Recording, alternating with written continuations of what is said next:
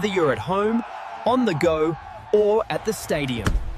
Welcome to the Centre Bounce, your home for all things AFL Supercoach.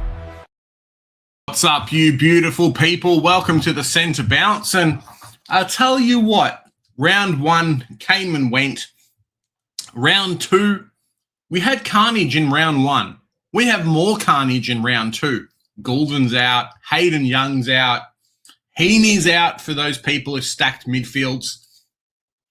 My take on the situation is so much different than a lot of other people's. And some people like, oh, I'm forced to spend 2 trades to finish my team and to fix up problems and stuff. I look at it and I'm like, mate, you get 2 trades. You get forced money into your side to be able to fix any problem that you kind of have in the situation that you have in your team. I'd be blessing it. I'd be like, hey, Hayden Young, gone. Goulden, gone. Maybe if you had all 3, it would be a little bit different because he's forced to spend a boost. But 2 trades out of 40, I don't even want to do the maths. But 2 trades out of 40 is like less than 5% of all your trades. Like, it is probably 2% of your trades or some ridiculous number. So the fact that, you can spend that now, fix up your team. If you don't have Bontempelli, chuck him in there. You're one of the 30% that has, and it makes us all look bad because now we don't have the guy that's scoring 150s every week. Cool. You didn't think about the ruck situation properly, and now everyone's jumping on a Luke Jackson. Like, people are looking at it as a complete negative. Mate, I almost say, hey, it's a beautiful positive. It is beautiful. It is beautiful. Yes, the picks weren't there, but the beautiful thing about having a Hayden Young is that I don't think a lot of us thought he was going to be a keeper for the whole year anyway. So it's like, cool, this guy that maybe isn't the best keeper, I've now got a downgrade on him. It's not the end of the world. When you guys get Luke Jackson for free and you get the best guy on the bubble, a lot of people in the chat saying it's not a blessing, but when that availability happens, it's pretty blessing, I'd have to say. How you doing, Charles? How you going? Can't be with you tonight. Have a lovely evening. There you go. Let the trading fun begin. Hey, Tatum's, there you go. Penalties for late fees. Joe got mate, 1 minute. It's okay. Very good evening, gents. Hope you're doing well. Michael, who managed to avoid the Young Goulden double? I had neither, but that's okay. Jai Sarong captain seems fitting right now. Hey, Mark, how you going? Howdy, Big J. How you going, Cheese? Sean, how you going, Sean?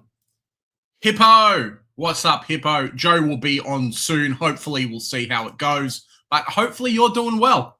Love the content, mate, and you're smashing it at the moment, which is bloody fantastic.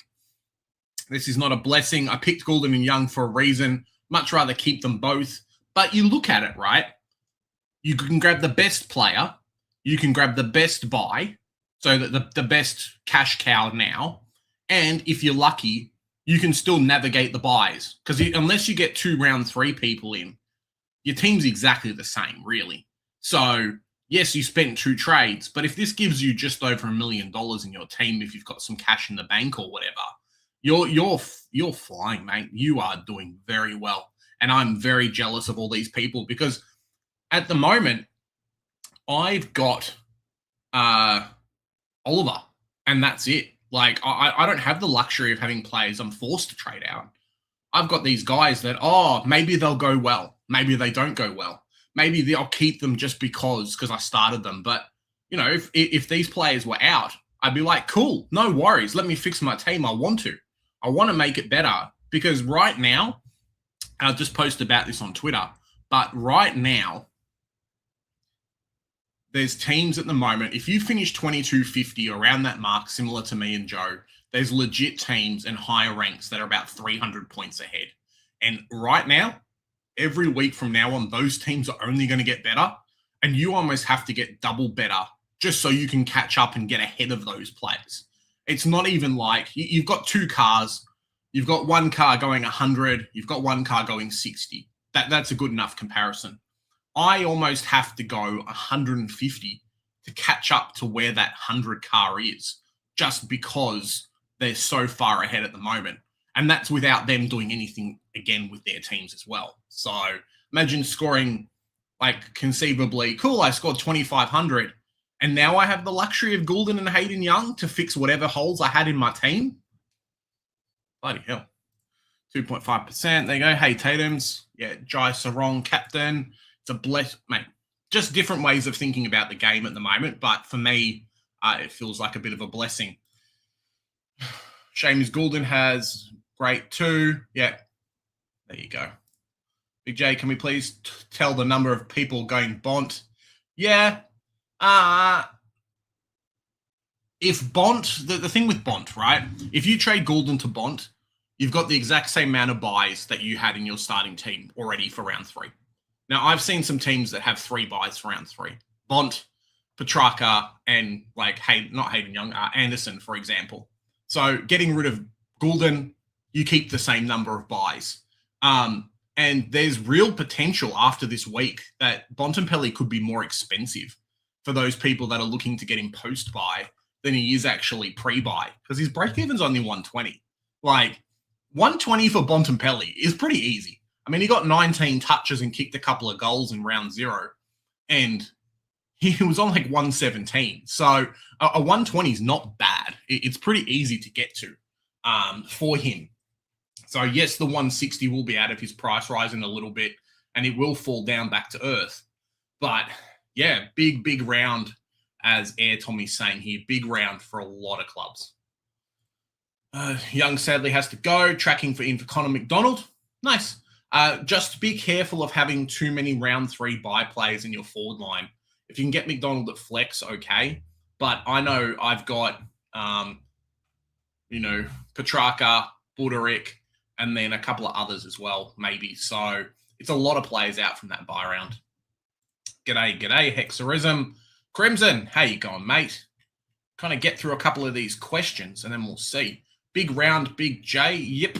Hit the like button, gang. Guys, we're trying to get to that magical 3K subscriber mark. So if you guys haven't already, would love for you guys to smack that like, smash subscribe if you haven't already.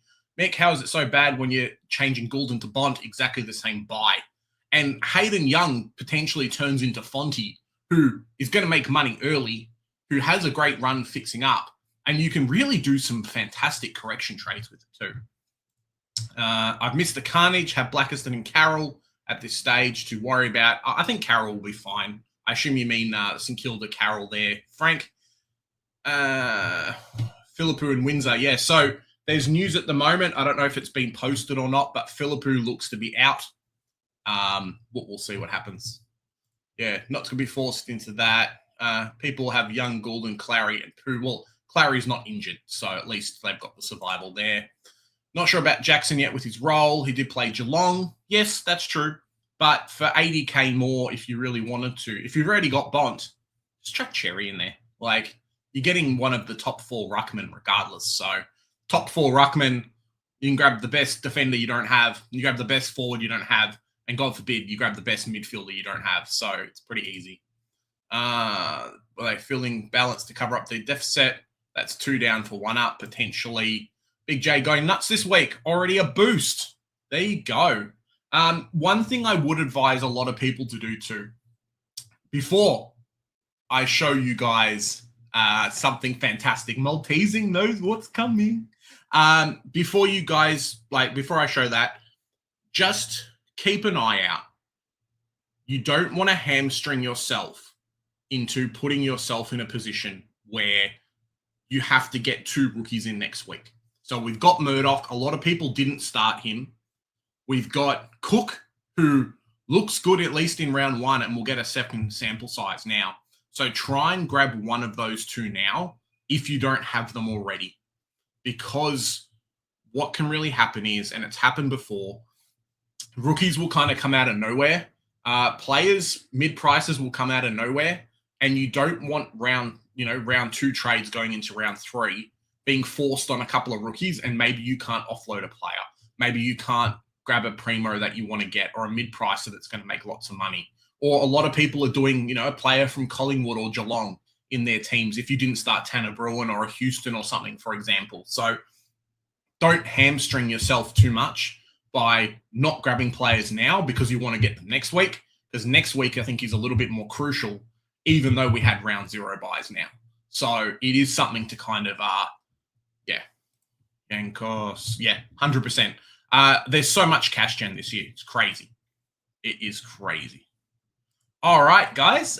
Maybe we'll show it again a bit later when we've got a few people. But on Tuesday night on the members stream, we came up with something a little bit cheeky. Thanks to Big Maltesing here. And hopefully you guys enjoy it. Let me know down in the comments. Hey, Big J, this is fantastic.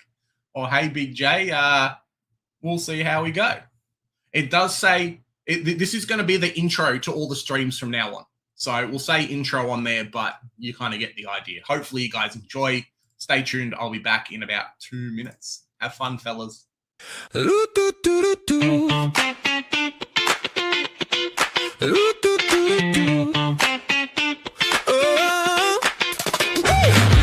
Coach tabs on my phone at dawn, scrolling through the carnage, what went wrong? Grandma sold steady, rookies on the rise, mid-prices tempting me, danger in disguise. Big J calling from the couch, mate, check your side. Joe bragging about a loophole, riding that tide, we traded in our hopes like stocks on a screen, chasing that price rise, living the dream. We're the center bound crew, hey! Whistle blows, we're riding it through. From goals and behinds to the last upgrade, greatest game in the world, that's how we're made. From a pig in the guts to the bench warmer blues, every week we're breaking the rules, they fell in our veins, yeah, it's all we do. We're the center bounce crew.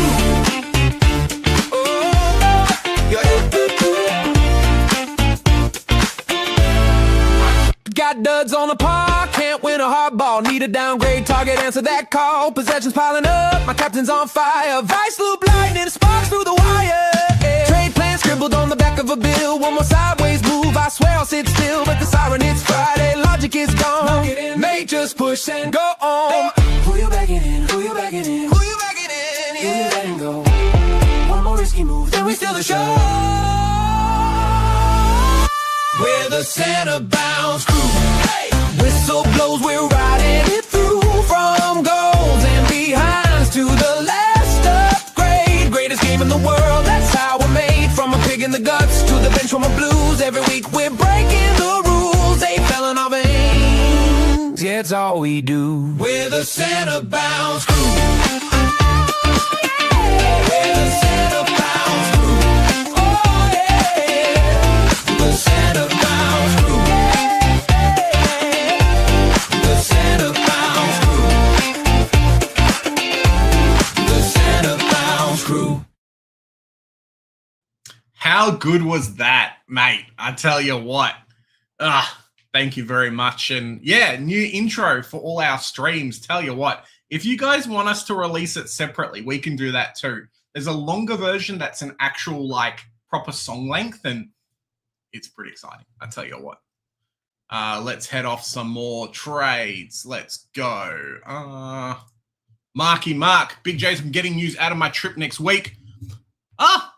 Nice. There you go, Mark. Congratulations. Did I miss something about Clary? He's not out of his cap. No, Clary's still playing. For me, though, I'm not really happy with the role. Hence why I'm looking to offload him, I think. Philippu's definitely out for this week at least. Some people are potentially using him as a loophole, okay? But yeah, for me, Clary just didn't look there. Major difference between GWS last week and this week. And maybe he goes big at NG Stadium and makes me look silly. But I think at the moment, I am okay with swapping him if I have to. There's a few options around that price. Clary gets me to Sarong, which might be great. I feel like he got tagged in the Geelong game, hence the low score up until the last quarter. So we'll see what's up. Michael, how you going, Michael? Have a car that's also made of glass. Frio model. Yeah, there you go.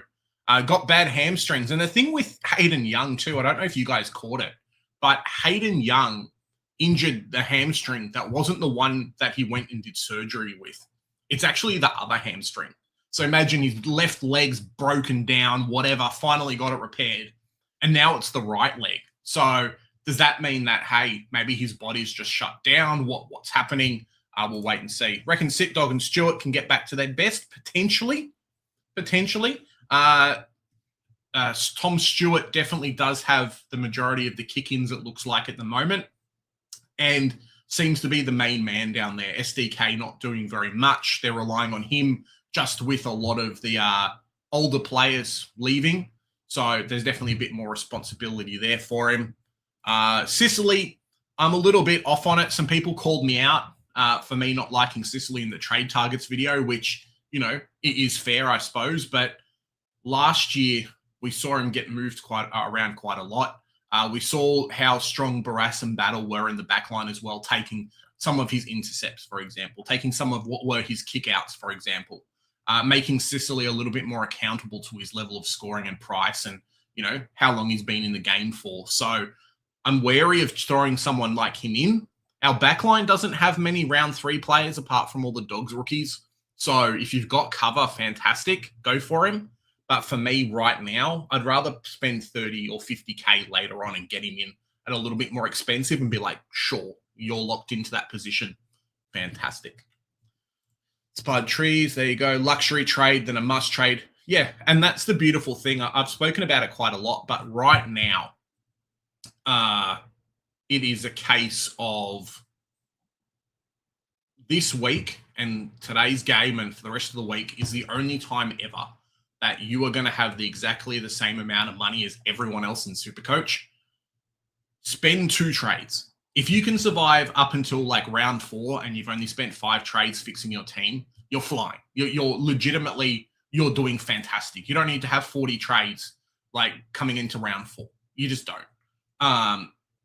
Your teams will be a lot better for it because you'll be able to navigate a few of the players that have been injured, for example. Grab some 480K defenders that turn into keepers like a Worrell potentially. So, yeah, spend a couple of luxury trades as long as you can get into round 4 or 5 and you've only spent, 5 trades and maybe a boost, maybe 1, you'll be flying. Last year, I spent like 15 trades in the first 5 weeks fixing my team. And, in the short period, I did fantastic. Some poor decisions later on kind of stuffed me around, but getting to that point, not too bad. Kircher, one more chance, potentially. McKircher to Houston might be a very, very popular pick next week. Or Worrell for like 50K. There you go, a bit of dance. No chance for me. Yeah, just have to be wait for some carnage and make sure that you've got the best rookies in. I went Darcy Cameron because I have Tanner Bruin, Jagger, cool. Out Blackest and Cameron, in Murdoch and Bont. Okay. Darcy Cameron may be a little bit preemptive, but I don't mind it. Lots of 99K players. Will Rob get named? Well, I don't know. The only problem with Rob being named, I think, is that I believe Tobin Murray may have got injured in the last week, the guy that was hitting out with McAndrew, and if that's the case, that may affect a lot of teams and make things a bit rough for a lot of us. So, yeah, we'll see. What do we got? 30 minutes until team sheets come out. So we'll see. Yep. I'm going to butcher his name, but Sherry. I'm going to call him Sherry because like Tristan Sherry, but it's SCH. Freo debut. Don't know much about him. I think he's a small forward. And I'm glad I have my window closed because, mate, there is a lot of people outside driving motorbikes and hairy cars at the moment. So, yeah, we'll see. Kako might be back too for Mark Lavelle if he's a bit cheeky. And GWS will not rule out a tagger for Nazaya. So, he's going to be cheap. No bloody subs, thank God. There you go. Here comes all the... it's like a record release. There you go. Hippo, mate. Hoping Sarong can go 80 plus. If he does, I'll bring in Houston early. Interesting there. That's awesome. Well done, Matizing. Going to be stuck in our heads for a while. I'll play it again in a few minutes. We'll see. Maybe when Joe comes on. Hey, Super Coach Killer. I love the glasses, mate. Could I bring Bont in or Sarong? Not really sure yet. Yeah, Cook is one I'm waiting on. I think Murdoch will be okay because they just have to play him, whereas Cook could be shafted for a couple of people coming back from injury. And there's competition for his spots as well. If I had the choice between the two, it would be Bontempelli, 100%. The capacity to lock in for a lot of us in our teams, have Butters, have Dacos. Some people have Anderson as number 3. It's a really weird way of doing 3. Some people have Anderson as number 3, and then Bont is number 4. Your midfield having the best 4 players in it will be so influential and good for you when you start upgrading your team, because you'll be able to grab these guys that haven't been scoring, the ones that are dropping in price really quickly. You'll be able to grab them and still have the best players on field.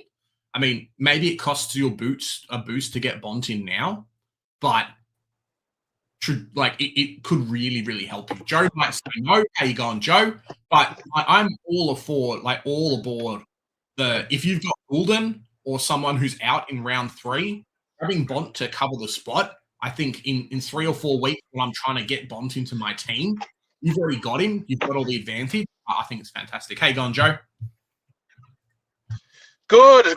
How are you, Jez? How's everybody in the chat doing? Hope you're doing well. Joe, I played the song and everyone's like, do. It's so good.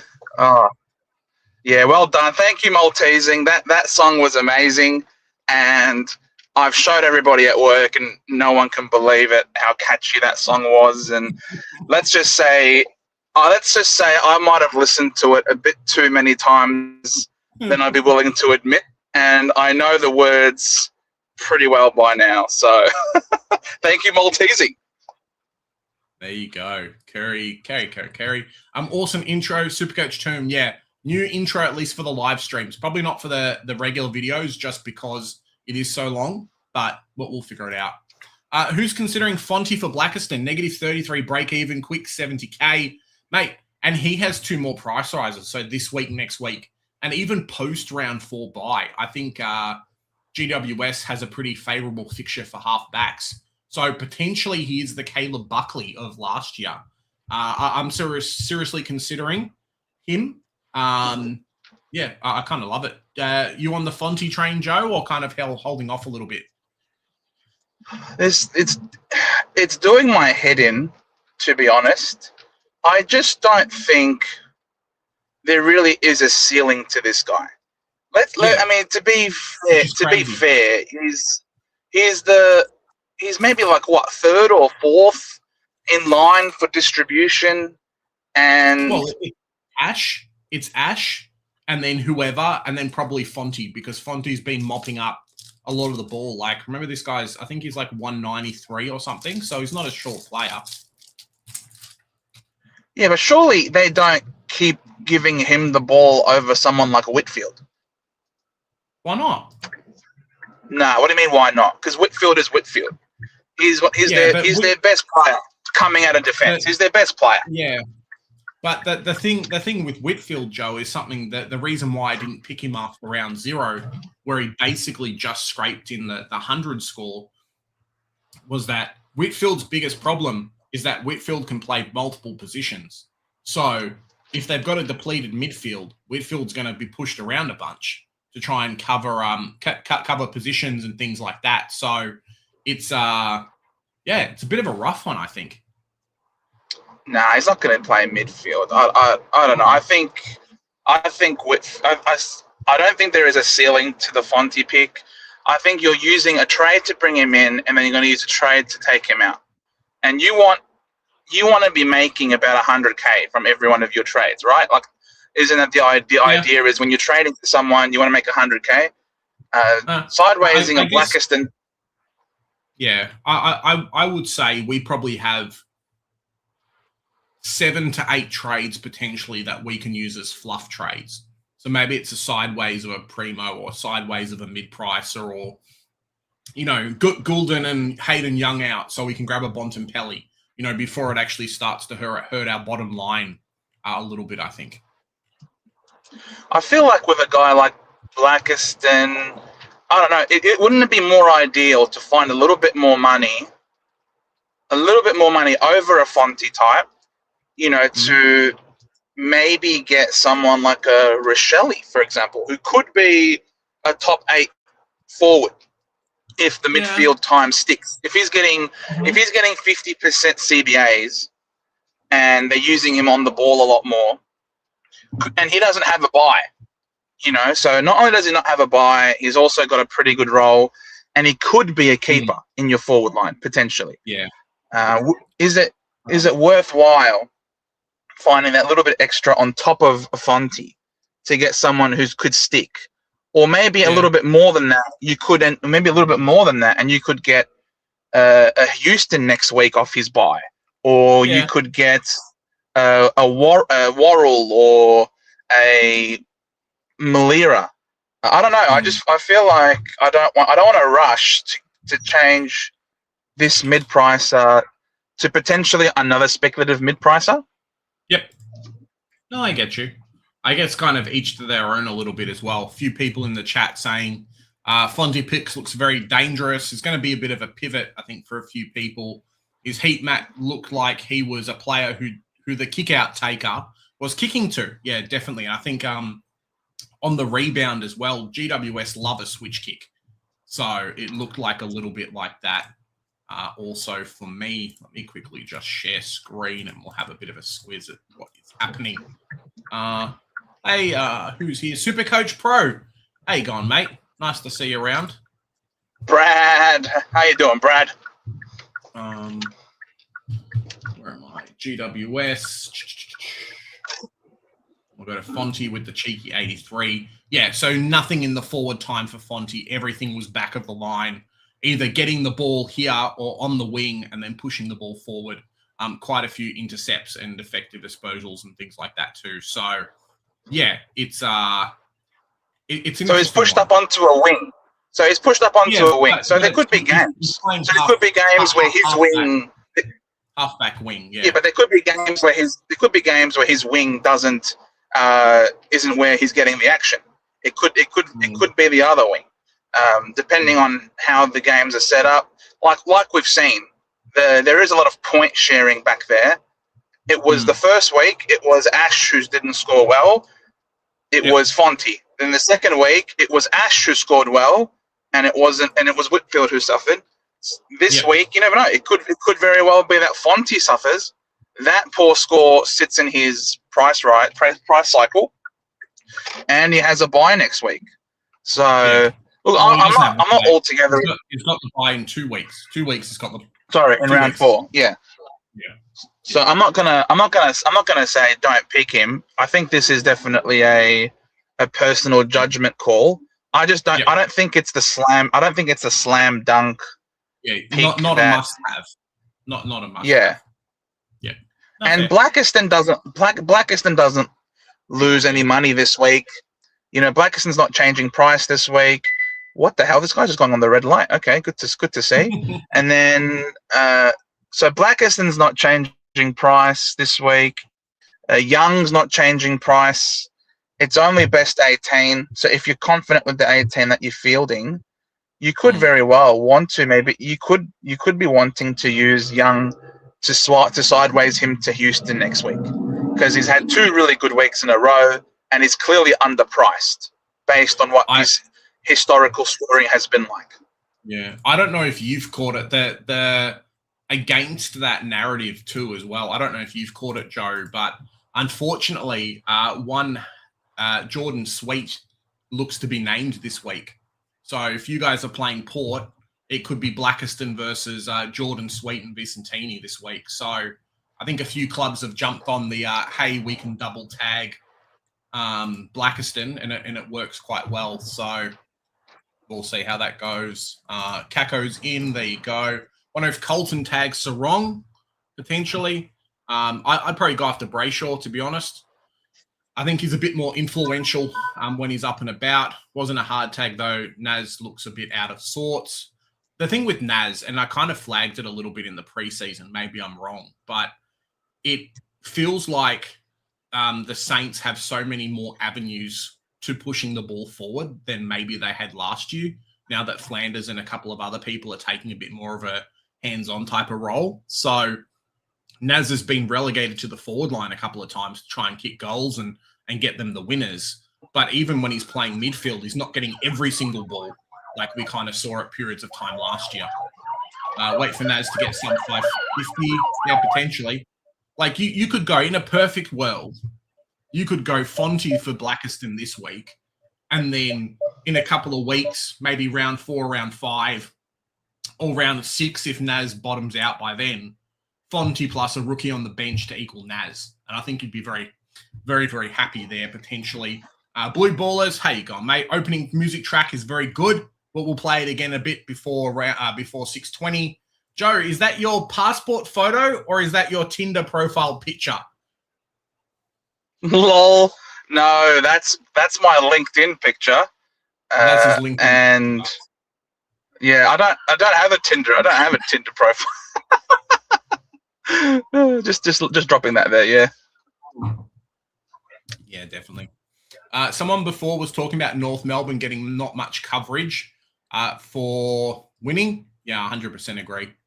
Errol to Sarong or Zez or Windsor to Murdoch via DPP. Grill goes to D4. Ben, you're giving me the essay here, mate. Yeah. Goulden to Murdoch and then say Holmes, Houston, Cook. I think you don't have to trade if you don't want to. I do like grabbing some players, though, if they've got a favourable matchup. I would get Bont. Bont would be my pick. If you've got Goulden and you can facilitate a Bont pick, maybe I'm wrong. Maybe Bont will score 30 and you guys can yell at me. But I think he's going to be fantastic. And I hate the fact I don't own him because he's fun to watch in Supercoach. Like every time he scores, Bontempelli, woo! Like every single time. So yeah, he's really fun to watch. And when we're watching football, that's at least something. So yeah, I'd grab Bont and then maybe a Fonte or someone else. If you can. There you go. Aren't you just pivoting off Blackiston to someone who will do what he isn't? Rochelle to top. Yeah. Tatum's is saying here, Joe doesn't think that Rochelle is going to be a top 8. So why would you go Rochelle instead? Well, you'd be picking Rochelle with the hope that he could be a top 8. Obviously, if you don't think he is, then no, you wouldn't go there. He has the benefit. He has the benefit, I suppose, of not having an early buy. Him at the moment beating his price point and scoring quite well at 90 plus every week as a forward. That's pretty good. And also, we know Isaac Rankin loves a soft tissue injury. You know what I mean? So there's every possibility that he could have an extended layout. He could get re-injured. And in the games where he's not playing and Rankin's on the ball, then you're certainly going to get, I think you're going to get better scores out of him without Rankin in the team than what you're going to get with Fonte. Besides, the back line, I feel like the back line's got some pretty good rookies. The back line's got some pretty good fieldable rookies. Like, I don't think you'd have any issues fielding a Grill. I don't think you have any issues fielding Jacques. I don't think you have really many issues fielding a Sarong type or, heck, even Lindsay, if he's taking kick-ins and they're getting pumped, then the difference between Fonte going 80s and Lindsay going 65, I don't think it's necessarily the that must-have mid-pricer that you need to jump on. I don't think. I guess to kind of counter that point, though, Joe, we have so much beautiful DPP in the back line too that I've experimented grabbing Fonte and moving like a Connor Rosie into the midfield to cover some of those nasty round 3 buys and not having to care too much about it. So I guess there could be that if depending on your team. Initiator, good evening, nerds. There you go, mate. Get you back next time. Have to wait for Rankin. Yeah, that's probably a big thing too, Joe. Wait for Rankin to see what happens before we grab Rochelle. Anything on Carroll? No, there hasn't really been any Carroll news. I've been hoping and praying to see what's up. If we look at... it's interesting. The Saints board is very, very 50-50, I think, where some people love Carroll and some people are like, oh, Carroll, like, he's not so good. Maybe he's going to get dropped. So it really is like, let's wait for team sheets and wait and see. When do they play St Kilda? Okay, so they play on Saturday. So today we should get the team sheets for Saturday as well. So maybe we'll do tips as well once. Let me just grab my AFL tipping. Last week, fellas, I only got 4 in the tipping. So sorry, this on AFL tipping I got 5. On the work tipping I only got 4. So yeah, it's not great. Let's get through some of those. Joe, get us some nuggets. Here at the Centre Nugget, we get all the Maccas, so you don't have to. There you go. What? I think Joe's a McChicken. You a McChicken guy, Joe, or are you a Nuggets man, or both? I don't. If I want a chicken, I don't go to McDonald's. If I want chicken, I go to El Jannah Chicken because because El Jannah Chicken is the best chicken in the world. If you want to buy fast food, you get El Jannah. Whether it be the actual charcoal stuff or whether you want the fried stuff, El Jannah does it different, mate. So yeah, no Maccas for me, thank you. Yeah, that happens if you jump off 50 or 60K. You'll make no money no matter what. There you go. With the break even though as well, I think you want him to get to about 400K if you can. So I've seen some projections. If he gets like 60s and 70s for the next 2 weeks, he'll make you 70K. I think you want a little bit more from that. Not a must-have luxury pick. Talking about Fonte, Blackiston, 30% better game scores. Yeah, I think a few of us maybe, luckily not me, but a few people might be pushed off the Blackiston pick if Jordan Sweet gets named because it's another big ruckman he's got to play against. Love Fonte as a player. Doesn't seem a reason going him in Supercoach. Price is too awkward. Yeah, awkward price. And that's why if you look at my team, like I'm not keen on Jordan Clark, obviously, but if you look at my team, I've tried to go guns and rookie. This is pre-trades, by the way. But I've pre-trades or post-trades? Okay. Maybe I'll change that around. Pre-trades, I wanted to just go 3 big boys and then 3 there because of the price position was a bit awkward, especially with the Blackiston. I think Fonte was a little bit different because we saw round 0 when he popped out in 120. But if I'm paying 300K for someone who's scoring 80s, like Jakes is averaging 80. So why would I spend up more money for him, if that makes sense? Exactly. Yeah. I'd rather use the money to get the rookie that you miss.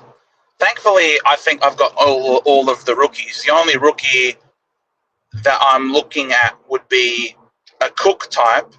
But again, I'm not in any rush. I'm not in any rush to get Cook because he's not on the bubble. He's on the bubble next week.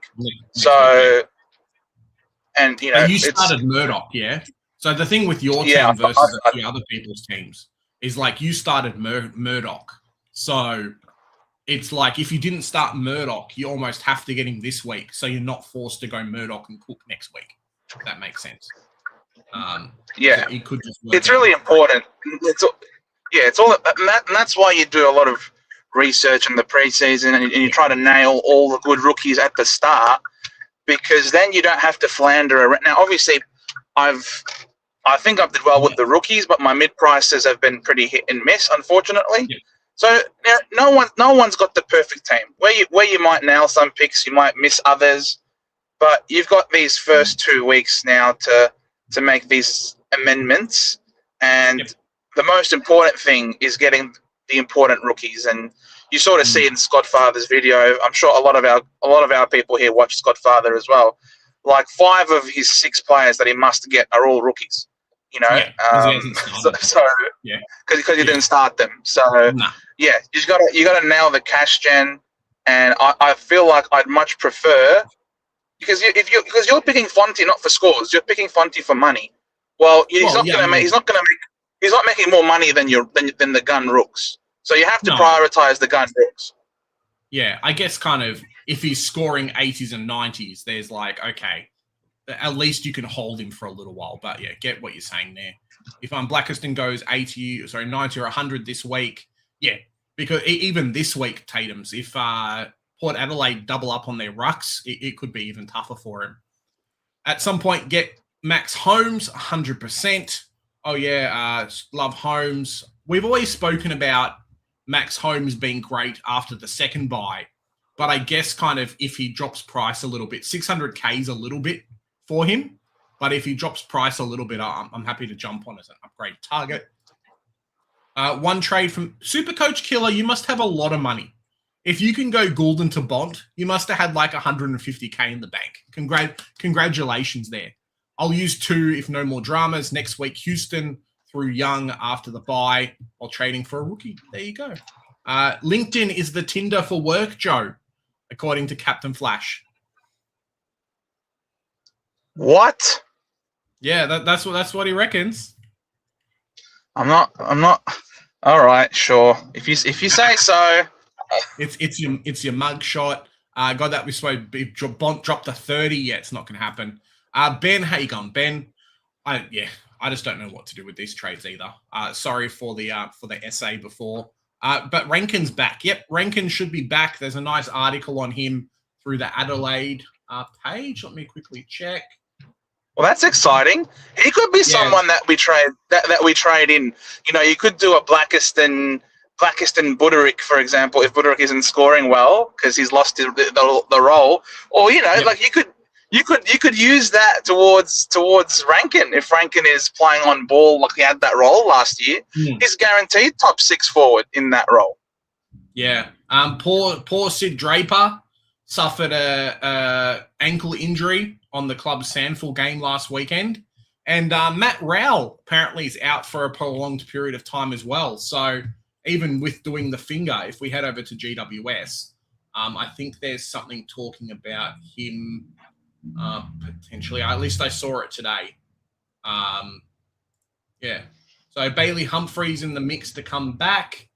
We'll see. Charlie Ballard is slowly getting there. Matt Rowell, finger medium term, whereas I think it was only supposed to be a couple of weeks. It might actually be a little bit longer. So aren't they supposed to put down the...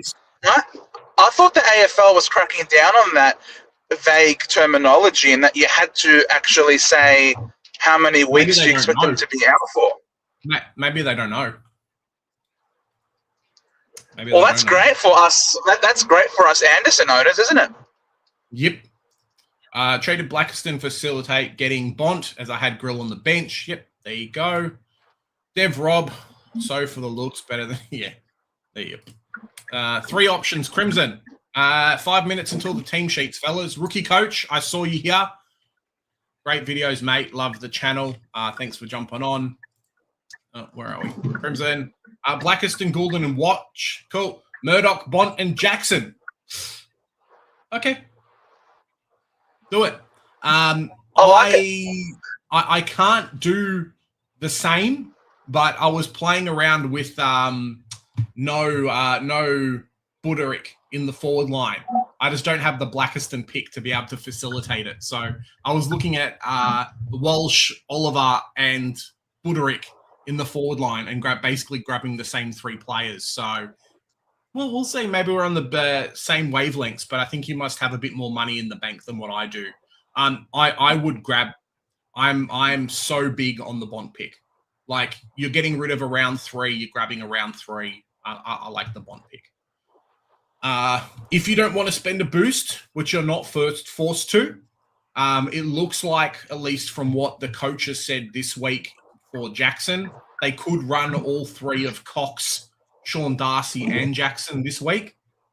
I'm not against you just doing the Blackiston and Goulden trade for Bont and Murdoch. Like, I'm not against that either. Is Fonty the SDK of 2026? No, I think Fonty, and Joe and I have talked about this a little bit on air.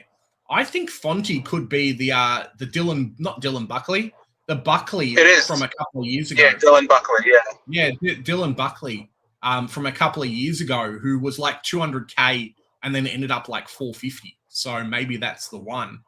Guys, got 139 people watching. If you guys haven't already, it does say intro is coming soon, but enjoy.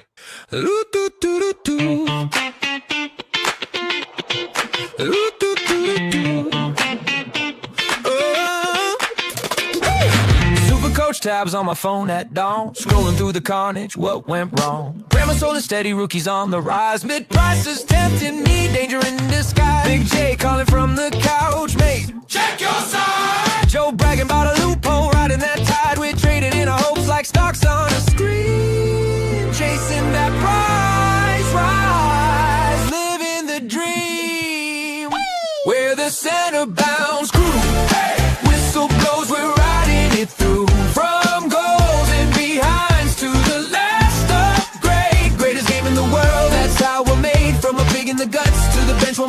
blues. Every week we're breaking the rules. AFL in our veins, yeah, it's all we do. We're the center bounce crew.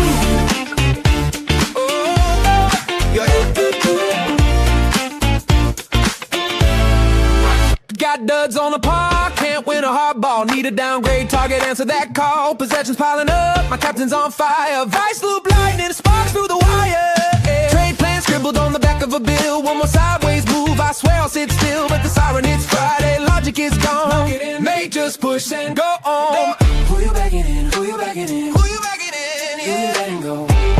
One more risky move, then we steal the show. We're the center bounce crew. Hey! Whistle blows, we're riding it through. From goals and behinds to the last upgrade. Greatest game in the world, that's how we're made. From a pig in the guts to the bench from a blues. Every week we're breaking the rules. They fell in our veins, yeah, it's all we do. We're the center bounce crew. We're the center bounce crew. Oh yeah, the center bounce crew. The center bounce crew. The center bounce crew. Ah, there you go. Love that. And thank you, Maltesing, for the super sticker. Mate, love it. How you going? Just blowing through a couple of these questions before we go. Grilled Caesar salad. There you go. Boycott on McDonald's. Can we appreciate the ladder? Richmond ahead of Freo. There you go. Rookie coach. How you going, mate? Or Carnage. I hope so. I love me a bit of Carnage and last minute trades. What would you two need to get rid of for Murdoch and Cook to trade them in? Look, for me, I think Murdoch will play every game just until he gets injured. I think Murdoch's going to keep playing. Plays a role that they need. The mature body's really good. Adds a little bit of grunt.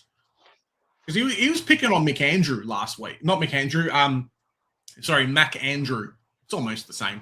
Mac Andrew last week and just looked good for them. So I think he stays.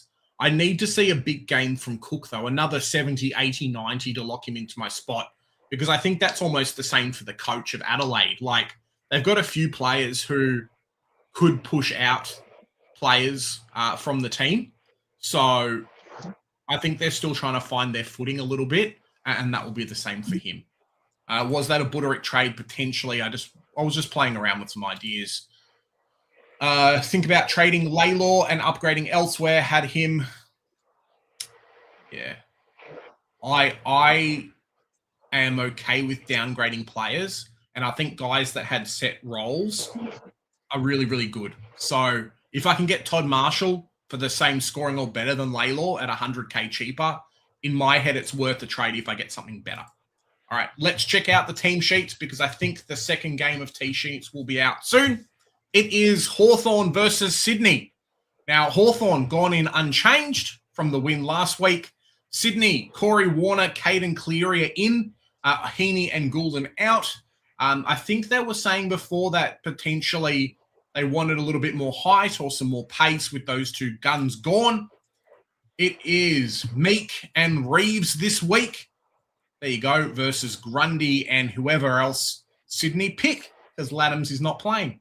Mackenzie and McInerney in the middle, unless it changes Connor McDonald on the bench to start the game, which something I've noticed a little bit, Joe, is that he's a really good high impact player.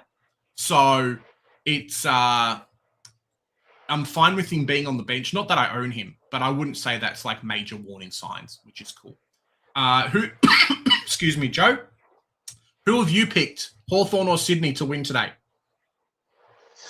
I'm going to tip the Hawks. I think it's Alrighty. I think it's a bit difficult for the Swans without both Heaney and Goulden, the two best players. And they're not playing at home either. They're not playing at home. But the Hawks had a bruise-free run last week against my pathetic mob. So yeah, and I'm going to back in the Hawks this week. There you go, Tatum's. Yep, Hawk wins tonight. There we go. Apparently 27 people have traded out Blamires this week, Joe. So there you go. Maybe they thought they were playing AFL fantasy and he didn't go up in price. Michael saying he cooks a winger, so it's wait and see for me. Yep. As opposed to a gun half forward. Oh, sorry, that's the wrong one. Let's refresh this and head on. Ha-ha! There we go. So Rob is not named. A few people were saying what happens if Rob is named. Rob is not named. It is Isaac Rankin in, Toby Murray out, who I think we knew Murray came off a bit sore after the game, so he is not playing. Jordan Croft is in. Will Lewis is out for the Doggies. So nice one game for you there, mate, and we'll see you in a couple of years on someone else's list, unless there's a major injury, unfortunately. Richards and Kennedy named in the middle. Sorry, named as followers. Jordan Dawson versus the Bont in the middle. Anyone else super relevant? Not really from this game. Joe. Where's Rochelle? Where's Rochelle named? Not as a follower. It's Berry and Keys. Rochelle is named half forward alongside Rankin. Yeah, like I say all the time though, you could wipe your butt with the team sheets where people are named, and that will get you more benefit than actually trying to guess whether or not the player is going to play in the role that they're listed. Yeah. Because we saw Caleb Daniel ruck once. Like, that was a bit of fun. Yeah. Are you picking Adelaide or the Doggies, Joe? This is a genuine coin flip. A genuine coin flip. I think... You know what? I'm going to be upset. It could be an upset, but I'll be tipping the away team. I'll tip the Dogs. I think the Dogs are red hot. They're ready to go. They're firing. I don't know. It just feels like they're on a mission this year. So I'm tipping the Bont. There you go. And Mark, thank you very much for the super sticker there, Mark. On you, Mark. Heading over to what looks like a bit of an essay. It is Richmond versus the Gold Coast Suns. Few players back for the Suns, which is cool. Heading over to Richmond first. Tom Brown, Joe's favourite, my Kelty Lafau, is back after his one game suspension for doing naughty things. Dion Prestia and then Nick Vlosten is there. I thought Mike Kelty got 2 week suspension, but maybe it was only 1 week. Charlie Ballard is in, Joe. So if we have a check him out in the back line, I think he's actually not too bad in terms of price. Yeah, 207K. So we'll see how he goes in this. Maybe the ball won't be down in their back line too much. But he's playing. Bailey Humphrey's playing. Oscar Adams is out. And Jai Farah's out. So there you go. It is Nankervis versus Witts. Taranto versus Anderson. Hopper versus Petrarca. Will Powell continues on with the midfield run. And then Jack Ross for Richmond. I assume, Joe, that we are both picking Richmond. Here come the Suns, da-na-na-na. Here come the Suns, and I say it'll be 100 points. Yeah, no, I think so too. I've currently got Petrarca VC as well for you people that are interested. Correct. Heading over to GWS and St Kilda. Now, there was someone speaking about before, sorry if I missed the comment, about Philippou being named. So at least that's something. We'll see how well he plays, though, with a couple of corkies. It is Briggs versus the Conning. There's no Marshall again. So that should be interesting. Green versus Flanders and Callahan versus Sinclair in the middle. Winhager's named on a wing, not that matters too much. Nazai is named halfback. Jack Carroll still plays. So a few people asking about Carroll. And then, Rowan Marshall's in. My mistake. Rowan Marshall is in. Stocker is in, Joe. So they're playing Stocker and Carroll. And Jack McRae's out and Isaac Keeler's out. There was a few tributes during the week, Joe. I don't know if you caught it or not. There was a few tributes of Rip Jack McRae, how the game looks like it's just gone past him. And, it's not good for him, I think. Yeah, I don't know. There was a lot of questions about the game went past him last year, and Father Time's undefeated. We know this, and I don't think it's any criticism of him. Anyone who's criticizing him, saying that he is washed, he's no good, need to get back in their box, because Jack McRae has had a career the likes of which I reckon 80 or to 90% of players wish they could have a career like Jack McRae. So I think people need to calm it down with the criticism of him and pay him respect. And if the game's gone too fast for him, then so be it. It's the passage of time. Yeah. This one's for Joe. I have no injuries, but looking at trading Walsh and Blackiston for Jackson and Dev Rob. Thoughts? I think you need Dev Rob. You need Dev Rob for sure. The guy's playing inside mid for the Eagles, and they got smashed, and he still scored 105. So if he's a way to get Dev Rob, great. Yeah. But I don't know why. I'd hold on to Walsh, I reckon. Okay. Cool. Guys, if you haven't already, please like, share, subscribe. That's our league code there as well. Trying to get to that magical 3K subs mark if you guys are interested. So yeah, we'll keep that up as we go through a few more questions. Do you think Murdoch will outscore Fonte in the next 2 rounds? Potentially. I need to see one more week of him. Was it an apparition or not? That could happen. I ain't stepping anywhere near the same state as Rankin. Probably not Captain Flash. There you go. Supercoach Killer had a bunch of cash last week. As soon as Goulden was injured, I was ready for Bont. There you go. Nice pre-planning there. Would you triple downgrade to fix missed rookies? Kitty, Blackiston, and Young to Marshall, Cook, and Murdoch. Leaves me $390K in the bank to make some moves. So, as I said before, I'd let Joe jump in on this as well, but as I said before, if you can end up grabbing the players that you desperately need, which it looks like you could be getting there, maybe going a little bit early on a Cook, but I'm not against it.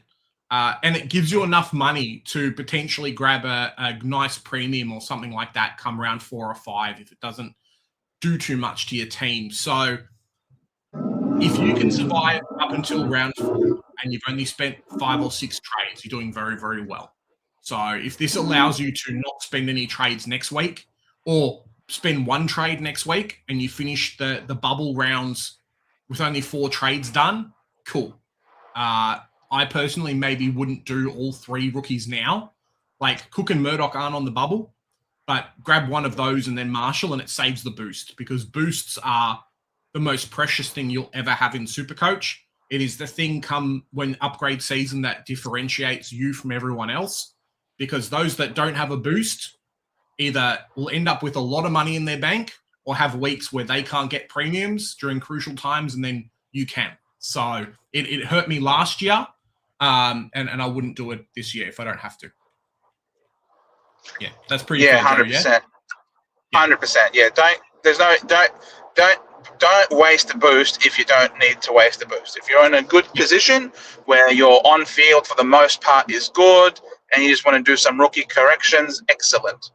Also, it could be beneficial to have quite a bit of money in the bank coming out of these early buys, because it could facilitate a very quick upgrade to, you can't forget Hugh McLuggage scored 13 in his game.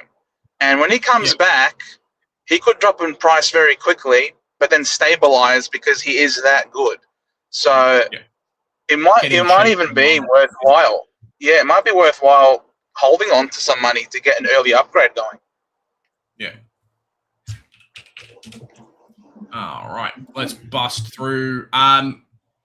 So Giants, St Kilda, are we going Giants, Joe?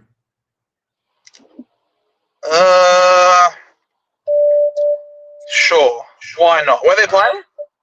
At NG Stadium. Sure. We'll go Yeah, we'll go with the Giants, sure. Done. All right. Heading over to Freo versus Melbourne. It is the prodigy versus the old fella. Well, not currently, unfortunately. Darcy versus Max Gore named. Luke Jackson named as a follower. Caleb Windsor, Sarong, and Rivers there. Nice. Skiri, I'm going to call him Sherry. Sherry's in. That's actually really interesting. Some people haven't put a H next to his name, but then I've seen some team sheets that have I've seen some people saying he does have a H. So we'll kind of see later on. Hayden Young's out, obviously, with the hamstring. I don't know if you caught it, Joe, but it's his other hamstring. So not the one he had the operation on, but the actual other one. So it's a bit rough. Both legs are cooked now for Hayden Young. Yeah, I'm not going anywhere near this guy. I think he's definitely a trade. Even if he gets named again, it seems like it's going to be an extended layoff. I don't think it's a 1 weeker. Even if it was going to be a 1 weeker, you just know this guy's going to get re-injured. So, yeah, I think for sure he's a trade out. The only question is, do you need to do it this week? Because you don't really necessarily have to, considering that it's best 18. He could be your avenue to get a guy like Houston off the bye, Yeah. So, and I get that. People have flexibility. Yep. I assume we're picking Freo at home, Joe? Wait, who are they playing again? Melbourne. Freo versus Melbourne at Perth. I'm going to tip Melbourne. Interesting. All right, I'm going to go Freo. I think Freo are going to do better. You can fix that up later if you want.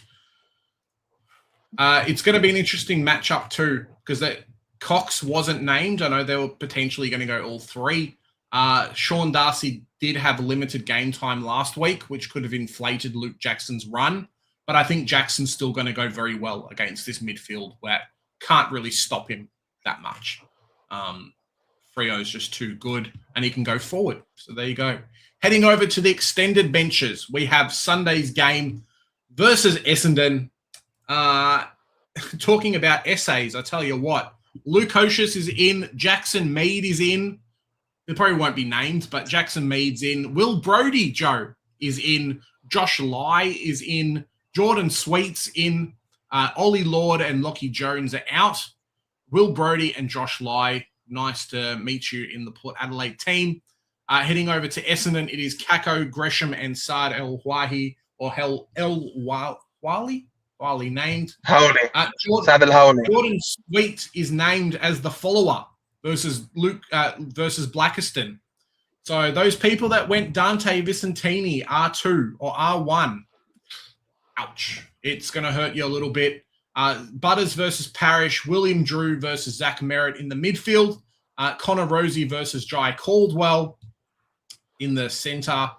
Outside of that, there's not a huge amount of carnage. We'll find out on Friday. If I'm lucky, no promises, everyone, but if I'm lucky, I'll be able to do a Friday night stream for about an hour or so with you guys to kind of check out the team sheets and stuff. But Marshall is playing, which is fantastic for us, because I know there were some injury ankle issues with him last week.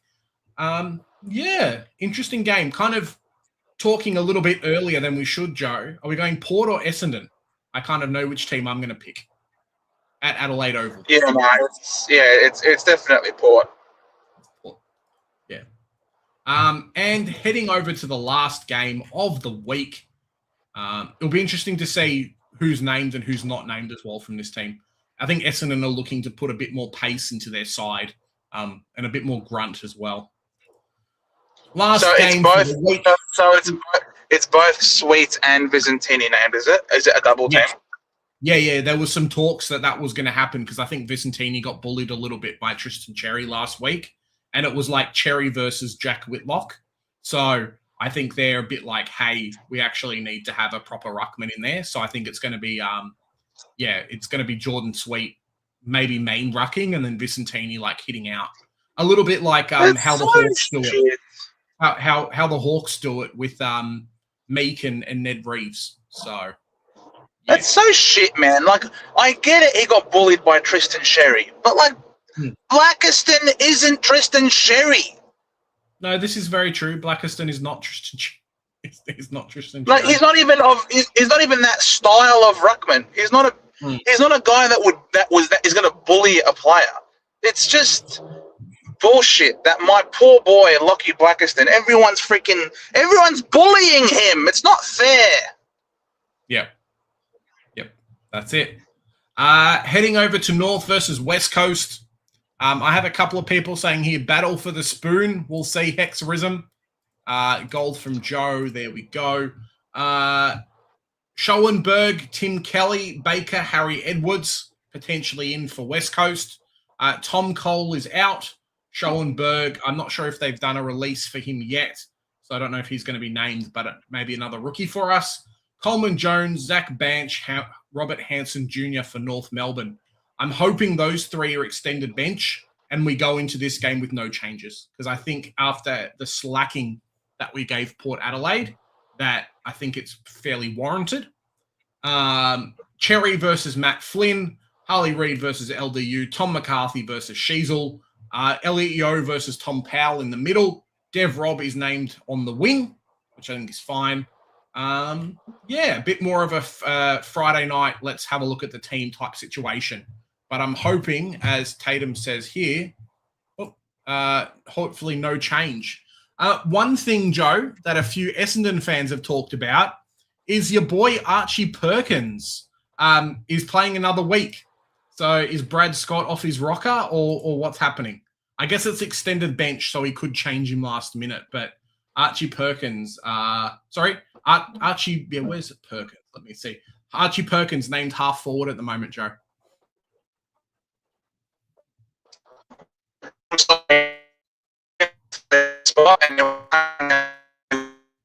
And Joe's a robot.